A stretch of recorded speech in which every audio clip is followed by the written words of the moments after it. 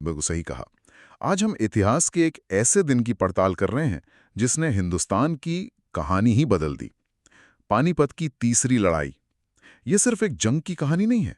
ये एक ऐसे साम्राज्य की कहानी है जो अपनी ताकत के शिखर पर था और और कैसे सिर्फ एक दिन में सब कुछ बिखर सकता है। ये महत्वाकांक्षा, जरूरत से ज्यादा आत्मविश्वास और कुछ कह सकते हैं कि जानलेवा गलतियों की एक क्लासिक ट्रेजेडी है। बिल्कुल सही कहा। इसे सिर्फ 14 जनवरी 1761 की एक घटना की तरह देखना मतलब बहुत बड़ी भूल होगी। इसकी ज़मीन तो दशकों से तैयार हो रही थी। आप समझिए, मुगल साम्राज्य का सूरज डूब रहा था, अफगानिस्तान से अहमद शाह अब्दाली नाम का एक तूफान उठ रहा था और मराठे वो पूरे हिंदुस्तान पर भगवा लहराने का सपना देख रहे थे। ये तीनों ताकतें एक ऐसे रास्ते पर थीं जहां टक्कर होनी ही थी। तो चलिए इसी टक्कर की जमीन से शुरू करते हैं। सोर्सेज बताते हैं कि उत्तर भारत में एक पावर वैक्यूम बन गया था। मैं ये समझने की कोशिश कर रहा हूं कि इसका असल मतलब क्या था। मतलब दिल्ली में मुगल बादशाह तो थे, पर क्या उनकी कोई सुन नहीं रहा था? एक तरह से हाँ, बादशाह बस नाम के थे, असली ताकत वो उनके हाथ से निकल चुकी थी। और इस खालीपन को भरने के लिए मैदान में दो बड़े खिलाड़ी थे। एक था अहमद शाह अब्दाली, जो नादिर शाह का वारिस था और हिंदुस्तान को एक सोने की खान की तरह देखता था। और दूसरे थे मराठे। जो हिंदू पद पातशाही के सपने से प्रेरित थे। ये सुनने में बहुत बड़ा विजन लगता है। इसका असल में मतलब क्या था? वो वो क्या हासिल करना चाहते थे? इसका मतलब था एक ऐसा साम्राज्य बनाने का सपना जो अटक से लेकर कटक तक फैला हो और दिल्ली जिसके दिल में हो। वो मुगलों के रक्षक बनकर एक तरह से पूरे हिंदुस्तान पर राज करना चाहते थे। और इसी सपने ने उन्हें सीधे अब्दाली के सामने लाकर खड़ा कर दिया। और हमारे दस्तावेज में 1752 के एक समझौते का जिक्र है। ऐसा लगता है कि इस समझौते ने आग में घी डालने का काम किया। हाँ, वो एक टर्निंग पॉइंट था। मुगल वजीर सफदरजंग ने मराठों से एक डील की। आप हमें बाहरी और भीतरी दुश्मनों से बचाइए और बदले में पंजाब, सिंध और दोआब से चौथ मतलब टैक्स वसूलने का हक ले लीजिए। अब सोचिए, बादशाह ने इस डील को कभी मंजूरी नहीं दी, लेकिन मराठों के लिए तो ये उत्तर भारत की राजनीति में घुसने का एक खुला दरवाजा था। तो अब उनका अब्दाली से आमना सामना होना सिर्फ वक्त की बात थी। बिल्कुल। यहां से चीजें बहुत तेजी से बदलती हैं। 1757 में रघुनाथ राव दिल्ली में घुसते हैं और अब्दाली के आदमी नजीबुद्दौला को बाहर कर देते हैं। ये तो सीधी सीधी अब्दाली को चुनौती थी। ये तो सिर्फ ट्रेलर था। असली पिक्चर तो मार्च 1758 में शुरू हुई, जब रघुनाथ राव की सेनाएं पंजाब में घुसी और अब्दाली के बेटे तैमूर को लाहौर से खदेड़ दिया। मराठा साम्राज्य की सीमाएं अटक नदी तक पहुंच गईं। ये एक बहुत बड़ी जीत थी, सिर्फ जमीन पर नहीं बल्कि साइकोलॉजिकली भी। सदियों में पहली बार। हाँ, सदियों में पहली बार हिंदुस्तान की कोई ताकत उत्तर पश्चिम की सरहद तक पहुंची थी। लेकिन यहीं पर सोर्स एक बहुत जरूरी सवाल उठाता है। उसमें लिखा है कि शायद ये रघुनाथ राव की गलती थी कि उन्होंने नजीबुद्दौला को पूरी तरह कुचले बिना या अवध के शुजाउद्दौला, जाटों और राजपूतों से दोस्ती किए बिना पंजाब में आगे बढ़ गए। मतलब जीत तो गए लेकिन अपने पीछे दुश्मन छोड़ाए। और यही उनकी सबसे बड़ी रणनीतिक भूल साबित हुई। उत्तर भारत को जीतना एक बात है और उस जीत को पचा पाना, वहां के स्थानीय राजाओं को अपना दोस्त बनाना, बिल्कुल दूसरी बात। उन्होंने अपनी पीठ असुरक्षित छोड़ दी थी। नजीबुद्दौला और दूसरे रोहिला सरदार अब्दाली को चिट्ठियां लिखने लगे कि आइए और इस्लाम को इन काफिर मराठों से बचाइए। अच्छा। यहाँ तक कि अवध के नवाब शुजाउद्दौला जो शिया थे, वो भी अब्दाली की सुन्नी सेना में शामिल हो गए। तो मतलब मराठे पंजाब जीतकर भी उत्तर भारत की पॉलिटिक्स में एकदम अकेले पड़ गए थे ज्यादातर। हाँ, और वो सिर्फ अखित थलग नहीं पड़े बल्कि उनके अपनी नीतियों ने उन्हें अलग थलग किया। उन्होंने जाटों और राजपूतों जैसे जो उनके दोस्त हो सकते थे, उनको पार्टनर बनाने के बजाय सिर्फ टैक्स वसूलने का जरिया समझा। जब जरूरत पड़ी तो किसी ने उनका साथ नहीं दिया और ये बात उन्हें बहुत भारी पड़ने वाली थी। और फिर अब्दाली वापस आता है 1759 के अंत में एक बड़ी सेना के साथ, और आते ही बरारी घाट की लड़ाई में दत्ताजी सिंधिया मारे जाते हैं। उत्तर में मराठा ताकत को एक बड़ा झटका लगता है। इस झटके का जवाब देने के लिए पुणे से पेशवा अपने चचेरे भाई सदाशिव राव भाव को एक बहुत बड़ी सेना के साथ भेजते हैं। भाव आते हैं, अगस्त 1760 में दिल्ली पर कब्जा भी कर लेते हैं। लेकिन ये एक खोखली जीत थी। दिल्ली तब तक कई बार लुट चुकी थी, वहां सेना के खाने पीने और रसद का कोई इंतजाम था ही नहीं। और फिर नवंबर 1760 में दोनों सेनाएं पानीपत के मैदान में आमने सामने आ जाती हैं। और महीनों तक वहीं डेरा डाले रहती हैं। मैं सोच रहा हूं उस कैंप का माहौल क्या होगा। महीनों से आप दुश्मन को देख रहे हैं, रसद कम हो रही है, तनाव बढ़ रहा है। बहुत ही भयानक माहौल रहा होगा। और आखिरकार 14 जनवरी 1761 को वो दिन आया। नतीजा मराठों के लिए एक राष्ट्रीय आपदा था। हमारे दस्तावेज के अनुसार लगभग 75,000 मराठे मारे गए, जिसमें सैनिक और उनके साथ चल रहे परिवार के लोग भी शामिल थे। ये सिर्फ एक जंग की हार नहीं थी, ये एक पूरी पीढ़ी का सफाया था। इतिहासकार J.N. सरकार का एक कोट है जो इस तबाही को बयां करता है। महाराष्ट्र में ऐसा कोई घर नहीं था जिसे किसी सदस्य को खोने का शोक न मनाना पड़ा हो। नेताओं की एक पूरी पीढ़ी एक झटके में खत्म हो गई। हाँ, ये लाइन तो रोंगटे खड़े कर देती है। एक पूरी पीढ़ी खत्म हो गई। बिल्कुल।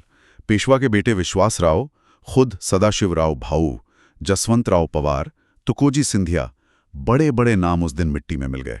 एक ऐसा वैक्यूम बन गया जिसे भरना नामुमकिन था। ये यकीन करना मुश्किल है, इतनी बड़ी, इतनी ताकतवर सेना जो अटक तक पहुंच गई थी, उसका ऐसा हश्र कैसे हुआ। हमारे सोर्सेज इसके पीछे कुछ बहुत ठोस वजह बताते हैं। हाँ, और कोई एक वजह नहीं है, ये कई गलतियों का एक जानलेवा कॉकटेल था। सबसे पहली वजह तो सीधी सादी गणित थी। अब्दाली के पास लगभग 60,000 सैनिक थे और मराठा लड़ाके 45,000 के आसपास, तो संख्या का फर्क तो था ही। लेकिन सिर्फ संख्या से तो जंग नहीं जीती जाती। मुझे लगता है कि जो दूसरी वजह सोर्स बताता है वो ज्यादा भयानक है, भूखमरी। हाँ, वो निर्णायक वजह थी। अब्दाली के बहुत चालाकी से मराठों की सप्लाई लाइंस काट दी थी। दिल्ली से रसद आने के सारे रास्ते बंद थे। मराठा कैंप में अकाल पड़ गया था। सैनिक और उनके हजारों घोड़े भूखे मर रहे थे। लड़ाई से ठीक एक दिन पहले 13 जनवरी को मराठा अफसरों ने भाऊ से जाके कहा, 2 दिन से हमें खाने का एक दाना नहीं मिला है, हमें इस दुख में मरने मत दो, चलो दुश्मन से लड़कर मरते हैं। तो जो आखिरी हमला था वो बहादुरी का नहीं बल्कि भूख और हताशा का कदम था। बिल्कुल, वो लड़ने के लिए नहीं बल्कि मरने के लिए बाहर निकले थे। ये तो बहुत ही दर्दनाक है। और इसी से जुड़ी है राजनीतिक अकेलेपन की बात जो हमने पहले की थी। सही। उत्तर भारत की सारी मुस्लिम ताकतें अब्दाली के साथ थीं। जाट राजा सूरजमल जैसे अनुभवी नेता ने भाऊ को बहुत अच्छी सलाह दी थी, लेकिन भाऊ ने अपने अहंकार में उसे ठुकरा दिया। हाँ, सूरजमल ने कहा था कि अपनी औरतों, बच्चों और भारी सामान को पीछे छोड़ दो और हमारी पारंपरिक गुरिल्ला युद्ध शैली अपनाओ। अब्दाली की सेना को मैदानी लड़ाई में मत उलझाओ। ये तो बहुत प्रैक्टिकल सलाह लगती है। बिल्कुल, लेकिन भाऊ एक भव्य यूरोपियन स्टाइल की लड़ाई लड़ना चाहते थे। उन्हें गुरिल्ला युद्ध अपने सम्मान के खिलाफ लगा। नतीजा ये हुआ कि सूरजमल नाराज होकर अपनी सेना लेकर चले गए। अगर जाट और राजपूत साथ होते तो शायद रसद की समस्या इतनी बड़ी नहीं होती। तो ये सिर्फ अब्दाली से लड़ाई नहीं थी, वो अपने ही अहंकार और आपसी झगड़ों से भी लड़ रहे थे।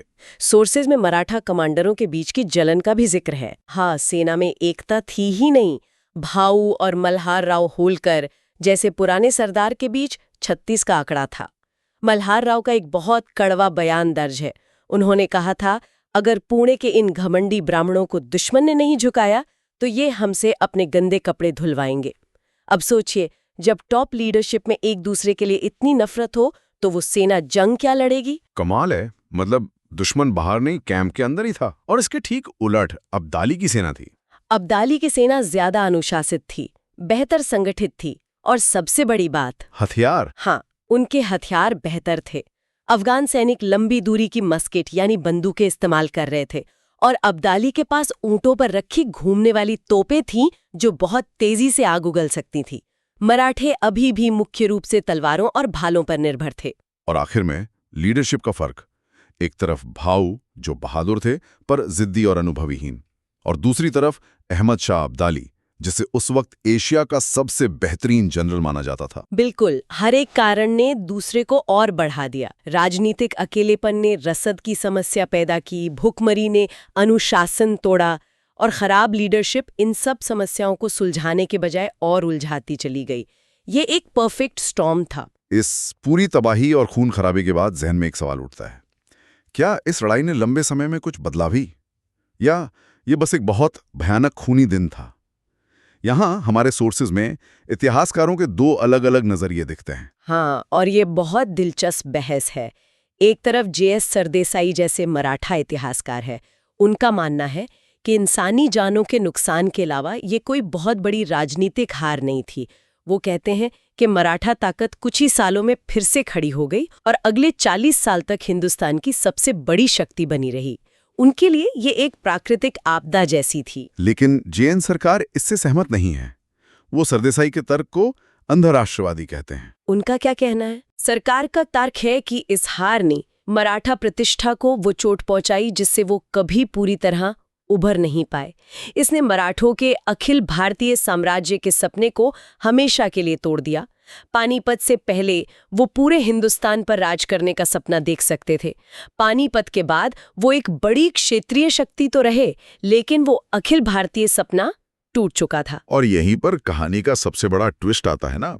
जब ये दो बड़ी हिंदुस्तानी ताकतें आपस में लड़कर खुद को कमजोर कर रही थी, तब कोई तीसरा भी था जो ये सब देख रहा था। और यही इस लड़ाई का सबसे दूरगामी नतीजा था।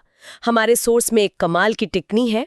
यह महत्वपूर्ण है कि जब मराठे और मुसलमान कुरुक्षेत्र के मैदान में लड़ रहे थे, तब भारत में ब्रिटिश साम्राज्य के संस्थापक क्लाइव इंग्लैंड के रास्ते पर थे। पानीपत ने अप्रत्यक्ष रूप से भारतीय वर्चस्व के संघर्ष में एक नए भागीदार की शुरुआत की। वाह, मतलब खेल दो खिलाड़ियों का नहीं था, एक तीसरा खिलाड़ी पर्दे के पीछे अपनी चाल की तैयारी कर रहा था। बिल्कुल। पानीपत ने उत्तर भारत में एक ऐसा पावर वैक्यूम बना दिया जिसे ना तो मराठे भर पाए और ना ही अफगान। अब्दाली जीतकर भी हिंदुस्तान में रुका नहीं, वो वापस चला गया और इस खाली जगह को भरने के लिए आखिरकार अंग्रेज आगे आए। मराठे जब तक 10 साल बाद संभल कर वापस दिल्ली पहुंचे, तब तक अंग्रेज बंगाल में अपनी जड़ें बहुत मजबूत कर चुके थे। और अब वो एक ऐसी ताकत बन गए थे जिनसे निपटना मराठों के लिए बहुत मुश्किल था। हाँ। तो पानीपत की तीसरी लड़ाई सिर्फ मराठों की हार नहीं थी। ये भारतीय इतिहास का वो मोड़ थी जहां एक हिंदुस्तानी ताकत का सूरज डूब रहा था और एक बिल्कुल नई विदेशी ताकत के उदय के लिए आसमान साफ हो रहा था। और यह हमें सोचने पर मजबूर करता है कि इतिहास कितना अलग हो सकता था। क्या होता अगर भाऊ ने जाट राजा सूरजमल की सलाह मान ली होती, या अगर उत्तर भारत की दूसरी शक्तियां मराठों के साथ खड़ी होती? ये ऐसे सवाल है जिनके जवाब तो नहीं है, लेकिन ये उस दिन के महत्व को जरूर दिखाते हैं। और जाते जाते एक आखिरी विचार।